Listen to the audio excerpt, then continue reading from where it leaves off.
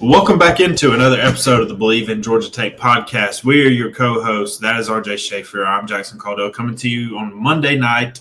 We will be uploading this Tuesday morning. So if something happens between Monday at 8:06 p.m. and whenever this is up on YouTube and podcasts at Tuesday morning, we apologize. But we're covering what's happened on Monday so far.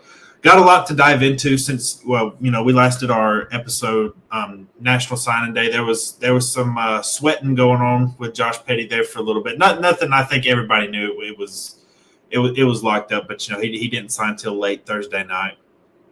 So we had that. I had a flip to South Carolina. That was what it was, but mostly like a pretty relaxing signing period, and I say that lightly, knowing the five-star offensive tackle took a while to sign. But before we dive into anything else and catch up on everything that's been going on with Georgia Tech, you doing all right, RJ? Feeling great, man. Georgia Tech flipped Tay Harris. Honestly, I didn't expect that at all. But signing day was pretty good. Transfer portal, eventful as always. There's a lot to cover. Yep. And that's mainly what we're going to be talking about here. A little bit of a shorter episode today. There's a lot to dive into, and we're going to have more of a transfer portal centric episode coming on Wednesday for you guys. So be sure to tune in for that. And before we dive into anything deeper, just the usual stuff. If you haven't subscribed to the channel, we would really love it if you would. We love covering Georgia Tech. We love talking about Georgia Tech, and your support helps us do so. Get a like on the video, subscribe to the channel, follow us wherever you're doing podcasts, leave us a review. We really appreciate all you guys because it's for the fans. This is a podcast for the fans and for people that care about Georgia Tech, and we love that you guys show us so much support, and it's very appreciated. It does not ever go unnoticed, so we appreciate you guys. So before we dive into transfer portal and bowl game stuff, we weren't able to do an episode, so our schedules can get wonky at times because for y'all that don't know, I cover Georgia Tech, but I also cover the Atlanta Hawks as well. So and they're in the midst of their season, so it can be difficult to line up schedules sometimes, but we do the best we can. But last weekend, or Friday, I believe. Now, it had been rumored, I think, around last Tuesday or Wednesday that Jay Batt had received a contract extension. ESPN's Pete Thamel reported that Batt was going to get a contract extension, but it had to be approved first. And then Thamel also broke the news Friday afternoon that Brent was also getting a contract extension, and he was going to get his approved the same day. It was basically done at the same day. Both go through 2029, and what Thamel said, the deal takes Key from the bottom range of the ACC at $2.9 million, is expected to put him in the middle tier of the league. I wasn't expecting this, to be honest. Now, Batt, I kind of thought after the South Carolina stuff, I was kind of anticipating an extension a little bit, just a gut feeling, just like that. That's all that was. Key, I was not quite expecting. But I guess I'll just get your thoughts right off the top, just kind of about both of those. Like, they're huge. Like, they're absolutely huge. They've both done a lot. And, I also want to shout out, not shout out, but, give credit for, Angel Cabrera, President Angel Cabrera. Like, he deserves a lot of credit for, one, hiring both of them. And, I know Batt and Key were the ones that got extensions and have really set this football program on an upward trajectory. But I think President Cabrera deserves a lot of credit as well. The college athletics landscape is ever changing, as we're going to get into today with NIL and the transfer portal. And I know everybody has their own opinions about that. And but I think he's done a really good job hiring both of these, because I think we all remember where things were just 3-4 years ago, and where it is now is just completely different. So I do think he deserves a ton of credit for hiring those guys and getting extensions done. But I guess I'll get it to you, RJ. Kind of what are your thoughts on this and kind of what it says about where the program's at right now? Yeah, and to piggyback off of what you said, it's the entire administration. Like, not a lot of schools, even at the Division I level, are investing into athletics like Georgia Tech is. They're spending a lot of NIL money. They extend. And Key in specific, I have loved Brent Key's hire, since he walked into Atlanta. There was a comparison made, and I seconded this, to Dan Campbell, the Detroit Lions head coach, and I think that is one of the best comparisons I've ever seen. Nobody wants to play for Coach more than Georgia Tech players want to play for Brent Key. He obviously embodies what Georgia Tech culture is. He's kind of shifted the culture, honestly, to a very similar to the Detroit Lions, hard nosed team, running team, and a team that can, make some plays and shock some teams that people outside of Atlanta, people outside of Georgia wouldn't expect. So I think being able to extend Key and Batt, who both believe in each other and both understand that, there is a dynamic between them, I think it's huge. Yeah, I agree 100% with everything you said.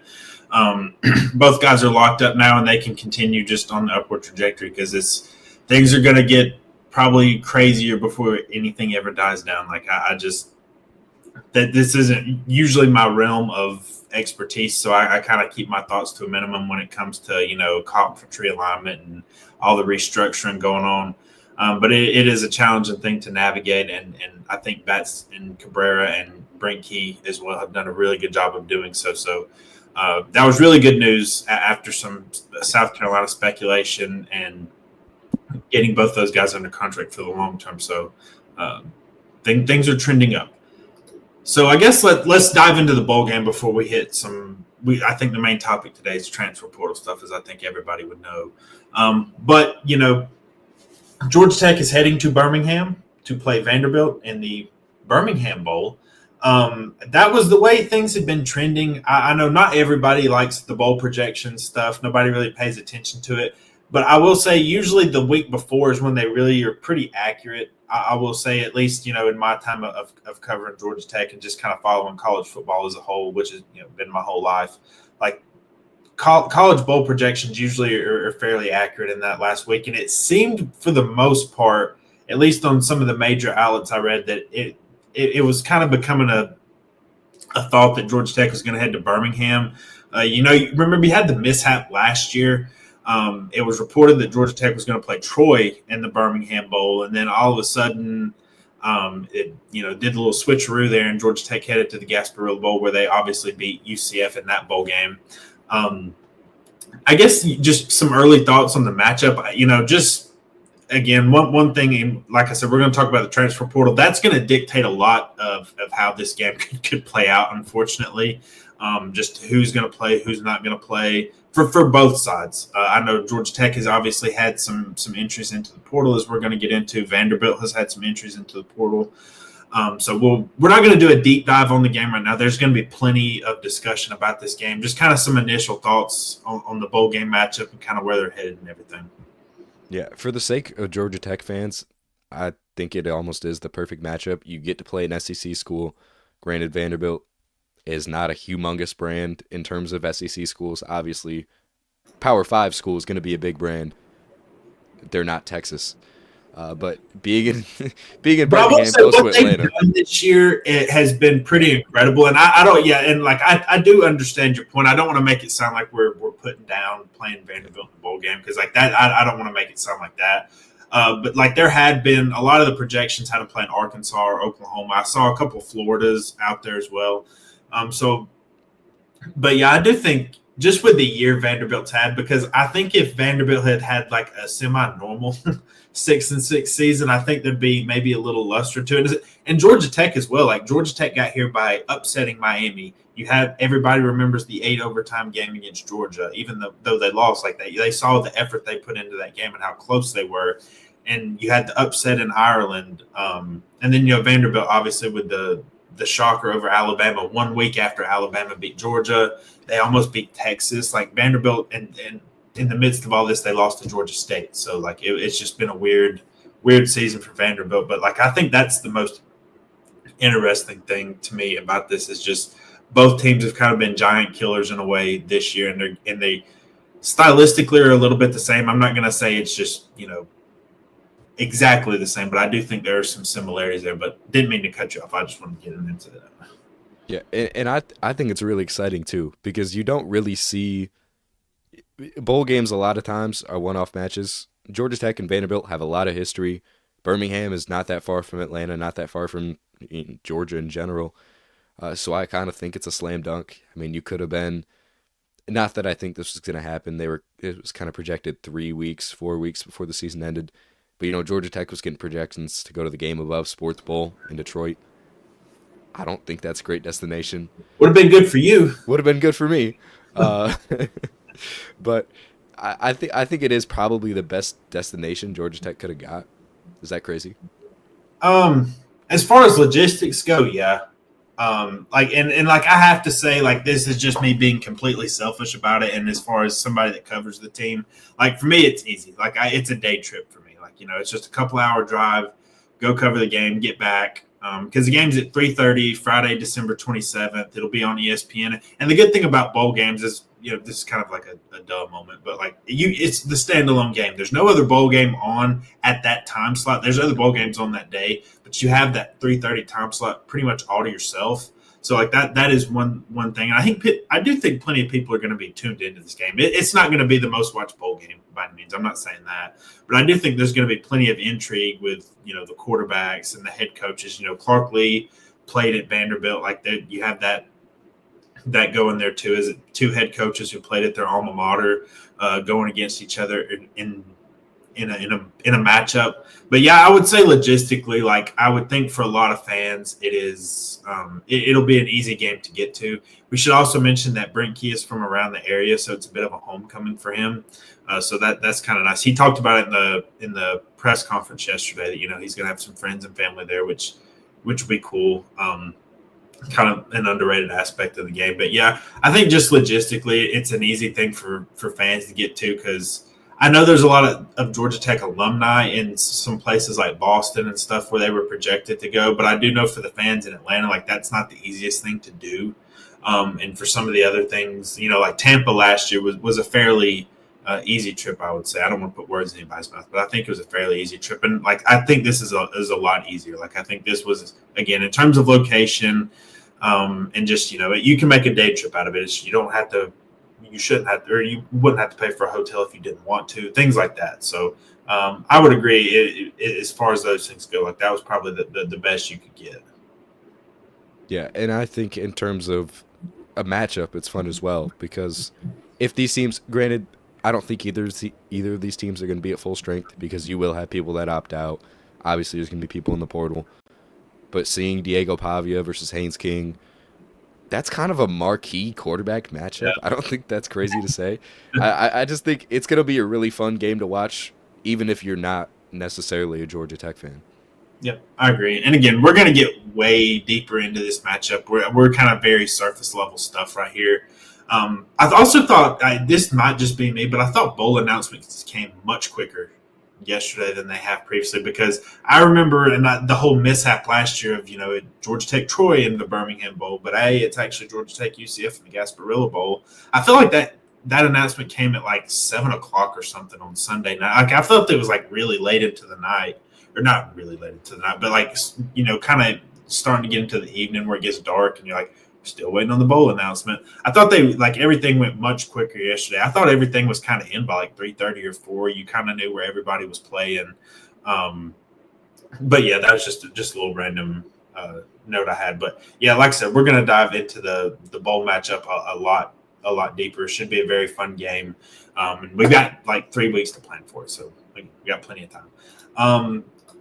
So I guess we need to talk about kind of the main topic here, and that's the transfer portal is officially open, and we've had some unexpected entries on Georgia Tech side. Now there were entries started to get in last week with some guys. They couldn't officially get in until today. Like the portal is officially open today, and obviously I think the one everybody knows and has been talking about kind of nationally, as well as just the Georgia Tech fans, as well as Eric Singleton going to the portal. Just been thinking about it a lot today. Like, it is a big loss. Like, I really don't know that you can paint it any other way. Like, he is a super talented player, brings a lot of speed to the offense. I know Georgia Tech is a run-oriented offense, but also, like, he does a lot for you. He opens a lot in the passing game, and again, with his speed, he is able to make plays. And he did it really since the time he was a freshman. He stepped on the field. Look, had 48 catches, 715 yards last year, had 56 catches, 754 yards last year, 3 touchdowns, had 9 total touchdowns in his career. Also added 131 yards rushing and a touchdown.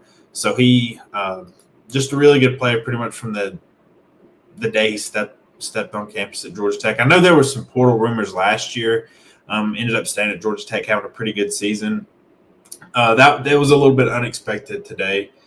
Just seeing that it was pretty early this morning, I believe. And now, of course, there have been reports about him. He's going to visit Georgia, which, I know people are going to have a lot of feelings about that.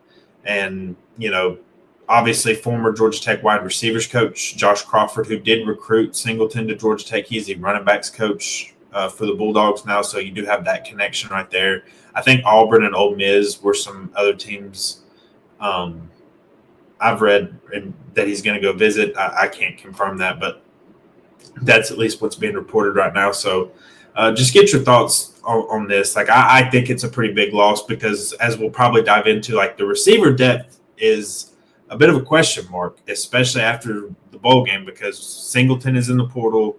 Leo Blackburn is in the portal. We're going to talk about some of those other guys that entered last week here in a minute. Chase Lane is going to play his final game in the bowl game. And then Abdul Janae, he is a senior. He's out of eligibility. So right now, you have Malik Rutherford, you have Isaiah Canyon, Zion Taylor, Trey Horn, Bailey Stockton. Like, you have a lot of unproven guys in there. So it is a position I think they may address in the portal. Again, that's just me speculating, just gut feeling. But kind of what were your thoughts when you saw the news this morning and what it could mean? Yeah, I mean, it's a huge loss. On3 has him a player in the transfer portal. I mean, it's a big loss. But from Singleton's perspective, I understand it in a way. Obviously, it's going to hurt being a Georgia Tech fan, losing your number one wide receiver who was just a 2-star recruit, was able to walk on campus, was a track star, dual sport at Georgia Tech. But I think he's going to go to a place where, there's a play style that better fits him. Because honestly, I don't know how well Georgia Tech's scheme helps Eric Singleton, because he doesn't really get that many deep shots, which is where he excels. I mean, he's a great jump ball receiver. He's extremely fast. Wishing him the best, obviously, where he goes. But it's such a huge loss. Obviously, with all the guys that you already graduate, Leo Blackburn being in the portal, and some other depth pieces that you're going to lose. It's really bad timing for Georgia Tech, but it makes sense. Yeah, and that's one thing. Like, I wish all these guys the best. Like, everybody makes decisions for different reasons. And that's their own personal decision. Like, I'm not going to sit here and trash somebody or anything for going in the portal. So we'll be following that one. And I do want to point out, I'm not at all saying this is going to happen, or it's just players can come back. I will say that. Like, once they hit the portal, it's not that they can't come back. We saw Trinelius Tatum hit the portal, came back last year and made some impact plays, especially in the NC State game. He had a really big impact and was a good leader for the linebacker room. But it can happen. I'm not saying it's going to happen, but it is always a possibility. We'll just kind of follow that as it goes. I think all indications are Singleton is probably gone, probably to the SEC. But we'll see what happens. The other big name entering today was Tay Seymour, defensive back. He was a sophomore. He kind of stepped up this year he kind of took over the starting strong safety role from Miles Brooks, started the majority of the games there. Now, some of the PFF numbers are not great, but I think it's more of he is a young player who was kind of just starting to scratch the surface a little bit. He made some impact plays, finished, I believe, with 45 tackles, didn't have an interception. Now, again, he had some areas where he could have improved upon. Like, there were some missed tackles and everything like that. But I was really looking forward to seeing him play in Tyler Santucci's defense again next year. And this is also a spot where you're losing LaMiles Brooks. But you also have some young guys at safety as well. Like Tay Harris is coming in, obviously, one of the best, highest rated recruits in Georgia Tech history. You have a guy like a Jaden Davis. They have offered some kids in the portal. We'll get into more of that on Wednesday's episode. But this does seem to be a position where they want to get some veteran guys in there. But again, you're also going to have some freshmen come in. I was a little disappointed to see Tay go in there again. Wish him all the best if he does decide to go, and making the decision for what he deems is best. So we'll kind of follow that again as it goes. He again can come back. It's not against the rules to come back. But he was a young player who I did I thought he showed some promise, especially, it wasn't perfect, but I thought he showed some promise in stretches. What did you think of him going in today? Yeah, and truly, he didn't even have a full season. Like, all momentum was in his favor. Had 10 tackles, I believe, in the Syracuse game, and then got a ton more reps. Had a big hit in the Miami game. Had a big hit in the Notre Dame game. I believe in the Virginia Tech game as well. Uh, then had the uh, season cut short due to injury. But I think it's also a really big loss because the secondary, again, kind of like the receivers room, you do graduate a decent amount of players. And I think he evolved to a player. I mean, he was always a very hard hitting player, but he evolved a lot this year as a tackler, and he evolved a lot this year in pass coverage. Uh, he's a guy I really don't like to see go, but again, I guess that is how college Part of football it. is. Like, that's the thing. It's just you're going to have roster attrition every single year. Like, there's just not going to be. Maybe some years are different than others, but it's just going to be. And there's widely different reasons for that. Sometimes guys are just buried on depth charts. One of the things you've seen with the programs that recruit a ton of high level 4 or 5 star talents, like Georgia or Texas or Alabama or Miami or Ohio State, some of those guys leave because a lot of talented players like that, they just don't want to sit anymore. Like, this isn't 2004 where you're like Pete Carroll at USC, where you're just stocking up on talent and you've just got NFL draft picks ready to go. Or, when the early days of Nick Saban at Alabama, where guys couldn't transfer and just play right away. Like, it's just a different era, and you're going to have guys leave to go play if they don't think that they're in the best position. And got to do what's best, what they think is best for them. And we'll follow these guys and see where they end up. But those were the two big ones today. The others were last week, and I'll just kind of we'll talk about them quickly. All the best to Zach Powern. Like, Zach Powern was one of the favorite players that I've covered in my couple of years at Tech. Just extremely hardworking, really nice kid. Did some good things as a freshman, and he always did his job. I wish him a ton of success going forward. Leo Blackburn. He's never. I hope he can flash his talent somewhere. Obviously, he had a couple of season-ending injuries during his time at Tech. He has flashed here and there. I remember when Brent Key took over as the interim coach, they beat Duke in overtime, and he caught a kind of an acrobatic touchdown in that game. That's kind of the highlight of his time at Georgia Tech. He did catch a touchdown against VMI this year. I want to say, was that from Philo? I believe so. I think it was from Philo. Shame on me for not knowing that just right off the top of my head. But I hope he can find somewhere where he can hopefully stay healthy and just utilize his talent. Some people thought the Corey Robinson entry was a little bit surprising. I wasn't as most like I wasn't expecting it. But remember, he wasn't the starter at the beginning of the year. Jordan Brown, who also entered the portal, he was a transfer from Charlotte. He is now moving on from Georgia Tech. He was the starter there for the first few games. They switched around the lineup. He started these last few games, but he was also splitting reps with Ethan McKinney in all those games. So, like, I'll say, Ethan McKinney was a true freshman All-American this year. He only played in 4 games this year. I assume that is just to preserve the red shirt, but that's just, again, a gut feeling, not reporting anything. So, yeah, you did have Corey Robinson leave. You're also having Weston Franklin and Jordan Williams graduate. So you're going to have, I'm just assuming McKinney slides in at left tackle. I'm kind of wondering what they do at center and right tackle. They have offered some kids in the portal. Again, we're going to get into that on Wednesday and kind of talk about the positions they need to. Defense, we talked about Seymour already, and then you have Horace Lockett. Horace is a guy I do think has potential.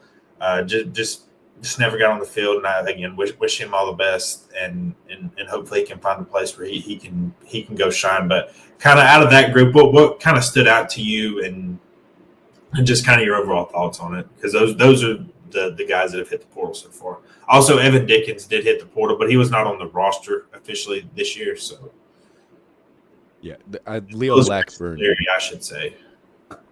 Leo Blackburn is a guy that in my time covering Georgia Tech, I have loved, and I always thought that he had a chance to honestly take college football world by storm.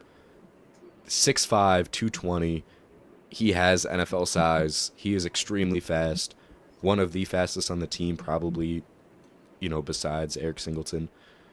Also, correction, that pass was from Zach Pyron against Oh, was Vietnam, it? Okay. 24 yards. But I think he could find success at another program. He just needs to stay healthy because he has had some of the worst injury luck I have ever seen. If he's healthy the past 3 years, I mean, we're probably talking about him being a starting receiver in Atlanta, Yeah. just with the size, with the talent that he has. It's just kind of unfortunate. I feel the same about Horace Lockett. Had some unfortunate bouts with injury. I think he could go somewhere, honestly, stay in the Power 5, get some reps. But Leo Blackburn is definitely the one that hit closest to home because I have always been, in favor of Blackburn. Thought that he could emerge as like a dark horse sleeper all ACC guy before his time ended in Georgia Tech. Yeah, I would agree with you. And again, we'll follow these guys and we'll see where they end up. And we're going to stay up to date with all the transfer portal entries and everything. But yeah, I just to kind of put a bow on this group right here. Look, I think Singleton is a big loss. Like, I'm not going to try to sugarcoat it or try to talk around it. Like, it's a big loss, and it's he brings some verticality to the passing game. He has really good hands, just a really good athlete. Like, I think he can be a first-round receiver. I think that's the level of talent that he does have. And, again, all the best of luck to him going forward. I was excited to see Tay Seymour play another year in the defense. I think that could be an impactful loss, especially if the guys don't step up, because I do think that there was a base that, like, he was playing pretty well at time. Again, like I said, he wasn't perfect this year, but it was nice if he was coming back. Now you have some uncertainty at that position. Like, again, I know everybody loves freshmen. I think Tay Harris is going to be a star. It's also, it could take him some time to adjust. Like, it's not perfect. It's, you don't step on campus and just instantly become a superstar, even though, like, I think he has a chance to do very well right away. So, but I think those two are the bigger losses. I think Corey Robinson could be a big loss if Ethan McKinney doesn't take a bigger step this year. Because, again, like, just looking at the PFF numbers, like, Robinson did play 539 snaps and had a 91 pass blocking grade, which, again, is very good. And then, Jordan Brown played 209 snaps. Ethan McKinney played a little over 100 snaps. And he didn't really get into the game or start playing till towards the end of the season after playing a lot more last year. So I think it's largely going to depend on him and some of the young offensive linemen that have been, recruited and developed over the past few years. So we'll stay up to date on all that. We'll kind of give more of a roster review and kind of talk about anything else that's happened in the portal and kind of talk about where they ought to go from here. But anything else we need to address? Also, women's basketball, number 25 in the latest AP poll. I meant to mention that at the top of the show. They're 9-0. They put a beat down on Mercer yesterday. They've gotten some really good wins. We're going to be talking more and more about them. They're having an incredible season. So Nell Fortner has done a really good job with that group this year. They're very exciting to watch, and I'm excited to continue to see them trend upward. So number 25 in the latest AP poll. Anything else, RJ? Dare I say they're underrated? Because they have had a great season, ranked win, beat Mississippi State, who had some ranked votes. So they could be climbing a lot higher in the future. Yeah, Mississippi State's been a very good women's basketball program for a long time. So that's it. I know they're not like this year. They're not at the heights that they've been in the past. But again, I'm not trying to take anything from the win. It's a very good win. They're having a very good season. I'm excited to. It's always nice when you go check the women's bracketology over at ESPN and like they're in. Like they're not like last four in or anything. Like they're solid in the tournament right now. I'm just having a great season, and we're going to continue to talk about them going forward. But that's going to do it for our show today. Again, we are going to be back Wednesday, kind of doing more of a transfer portal deep dive, kind of looking at maybe some positions Georgia Tech needs to go after. Again, we'll cover anything, any breaking news that happens. We'll kind of get caught up to speed. I know this has kind of been – we haven't had an episode since before signing day. Kind of wanted to let all that settle. But But we appreciate you guys for watching. Again, if you're watching on YouTube, please subscribe to the channel, like the video. Helps us out a ton. We love making content for you guys, and it's much appreciated for the support you've shown us. Follow it over on podcast. Just be sure to leave us a review, leave us 1 star, 5 star, whatever you think rating we deserve, and we do appreciate it. We will see you next time.